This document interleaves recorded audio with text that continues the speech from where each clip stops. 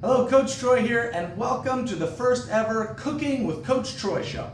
I'm totally kidding. That is a terrible idea. I'm the last person you want cooking for you, really. I wanted to share with you a story. I tell this to every single one of my clients right off the bat when I first start working with them. You've probably heard it before, but if not, you can say you've heard it here first. This is the Big Rock story, and this is an amazing way to keep track of all of the projects and all of the important stuff that you've got to manage in your life. And we all know we have a ton of things to manage. So here's how the story goes. There was a teacher who was teaching a time management class, and this teacher wants to do a demonstration. So he comes into class and grabs this jar like this and fills it with these big rocks all the way to the top until I can't get any more rocks into it, and then says to the class, okay class, how many of you can now see that this jar is full? Class raises their hand, and the teacher then proceeds to reach underneath the counter and pull out a bowl full of smaller rocks. As you can see, I've got some smaller rocks here, and takes these smaller rocks and dumps them in so that they fill in all the cracks between the big rocks. Then the teacher says, okay class, now how many of you can see that the jar is full? Some of the students raise their hand, some of them don't, they're starting to catch on. The teacher then reaches under, pulls out a glass full or a jar full of sand, and takes this sand and pours it in so it fills in the cracks between the big rocks and the small rocks. Just like this.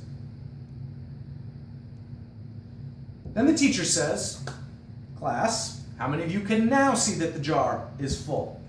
To which some of them are starting to get pretty smart, and they say, I think there's more you can put into it. So the teacher then reaches under, pulls out a pitcher of water, takes that water, fills up the jar all the way to the top, and then says, what is the purpose of this demonstration when it comes to time management? One smart kid raises his hand, and he says, well, no matter how full your jar is or your time is, there's always room to put more into it.